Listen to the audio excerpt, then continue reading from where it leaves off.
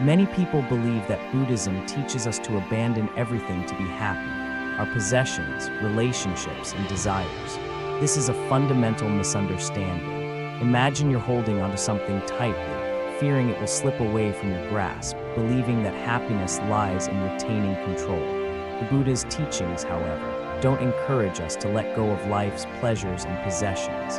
Instead, they call us to let go of attachment, the emotional and psychological grip we have on things. Letting go in Buddhism isn't about renouncing everything around us. It's about understanding how our attachment to those things, whether material or emotional, creates suffering. Let's dive deeper into what the Buddha truly meant by letting go and why it holds the key to a life of peace and freedom.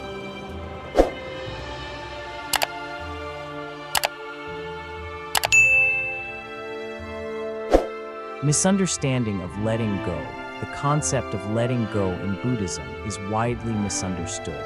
Many people believe that it means giving up everything in life, our possessions, relationships, and desires, in order to attain happiness or enlightenment. This belief, however, is not what the Buddha taught. In fact, the Buddha never suggested that we must abandon all things or possessions to find happiness.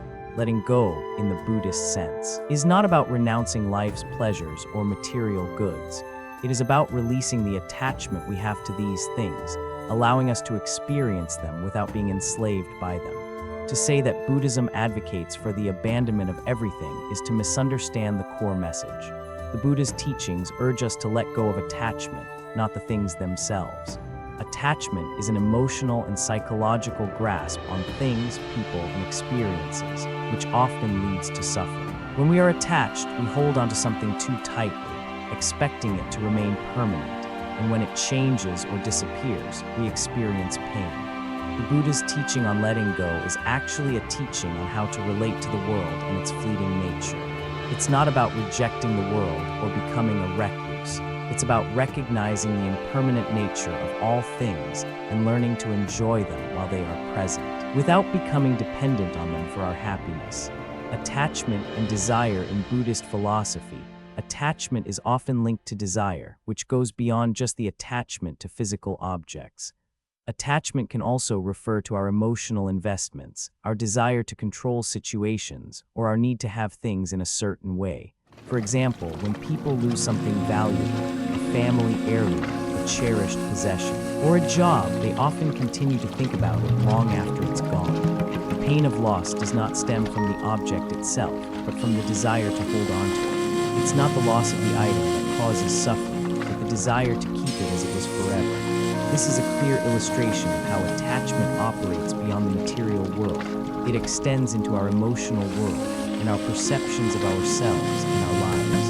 The Buddha understood that desire creates attachment, and attachment leads to suffering. In his teachings, he spoke of how we often seek out sensual pleasures, thinking that these will provide us with lasting happiness. However, as we all know, these pleasures are fleeting. We are constantly in search of new experiences, new possessions, or new relationships, yet none of these things provide permanent satisfaction. Attachment to these temporary things traps us in an endless cycle of desire and disappointment. To understand this deeply, consider the way we often idealize the past or project our desires into the future.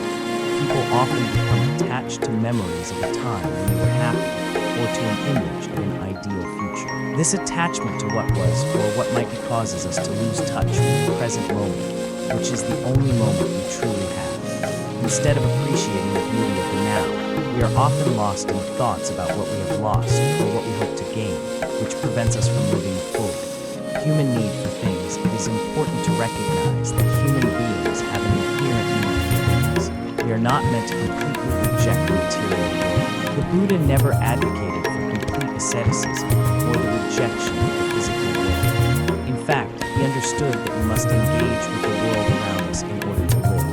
The human body, after all, requires physical nourishment, shelter, and interaction with the world. We need things to survive and thrive.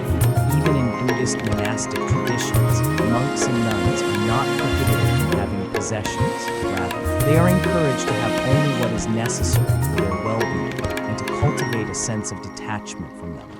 When we are encouraged to let go of attachment, it's not about eliminating the need for things altogether, but about shifting our relationship with them. It's about recognizing that possessions, experiences, and relationships are not inherently good or bad. It's our attachment to them that creates suffering. For instance, when you stand on the ground or sit in a chair, you are in contact with something. When you touch your clothes or hold your phone, you are interacting with the material world. These things are not evil or wrong. In fact, they are a natural part of human life. What Buddhism teaches us is how to engage with these things mindfully, without clinging to them or believing that they will provide lasting happiness. The human need for things is an essential part of our experience. But the key is to understand that we don't need to hold onto them too tightly. We must learn how to appreciate the things we have, while also being open to the possibility that they may change or disappear. This balance is essential in cultivating a peaceful and contented life. What letting go truly means letting go, in the Buddhist sense, is not about renouncing all possessions or experiences. It's about releasing our attachment to them. It's about letting go of the desire to possess things and the expectation that they should remain the same. When we release our attachment, we can enjoy life for what it is, not for what we want it to be. We can appreciate the beauty of a sunset without the need to control or capture it. We can enjoy a meal without worrying about its fleeting nature. Letting go of attachment means accepting change. It means recognizing that everything is temporary and that nothing in life stays the same forever. By letting go of our desire for permanence, we can experience the fullness of life without the fear of loss or change. This doesn't mean we stop caring about things or people. It means we let go of the need to control them or hold onto them tightly.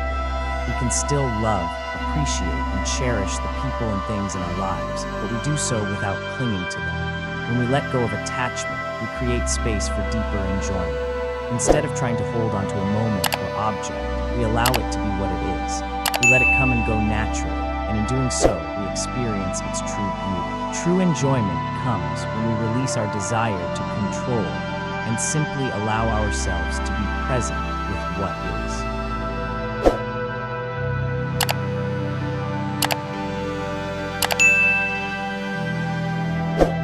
Example of desire, let's consider a personal story to better understand how desire can interfere with our enjoyment of life. I once had the chance to visit a beautiful mountain in Sri Lanka. The view from the top was breathtaking. The entire area was shrouded in mist, and from time to time, the mist would part to reveal distant landscapes. It was a magical moment, but instead of simply enjoying the beauty of the moment, I found myself searching for my camera, eager to capture the scene in a photograph. In the few minutes I spent searching for the camera, the mist covered the landscape, and I missed the chance to take the picture. But even more significantly, I missed out on fully experiencing the beauty of the moment. In my desire to capture it, I lost the opportunity to simply enjoy it as it was. This experience taught me a powerful lesson. Our desire to control, to hold on to things, often robs us of the very things we are trying to preserve. This is a perfect example of how desire interferes with enjoyment. When we are so focused on holding onto a moment or an object, we lose the ability to experience its true beauty. Instead of being present with the moment, we are preoccupied with our desire to possess it, to make it last forever. But as we know, nothing lasts forever. The beauty of life lies in its impermanence. And by letting go of the desire to control it, we can appreciate it for what it truly is. Desire and destruction of beauty, the story of the boy and the rabbit, is another poignant illustration of how attachment and desire can destroy what we cherish. The boy, enamored with the rabbit, clutches it too tightly in his arms.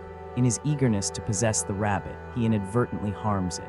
The more tightly he holds on, the more the rabbit struggles until it dies in his arms. This story encapsulates the destructive nature of excessive desire. The boy's love for the rabbit was genuine, but his desire to control it, his unwillingness to let it live freely, led to its death. Similarly, when we hold on too tightly to things or people, we risk losing them. We cannot make things permanent by force. Life is constantly changing, and by accepting this, we can learn to enjoy the beauty of each moment without trying to control or possess it. This story also teaches us that love and attachment are not the same. Love is about freedom, attachment is about control. When we love something, we allow it to be what it is.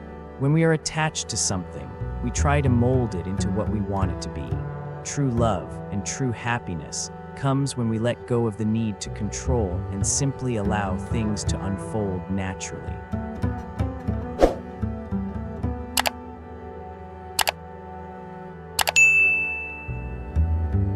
Real enjoyment comes when letting go of desire. True enjoyment comes when we release the expectation that things should stay the same and allow them to change naturally. When we let go of the desire to control life and its fleeting moments, we are free to experience them fully. We can enjoy a beautiful sunset without the need to capture it on camera.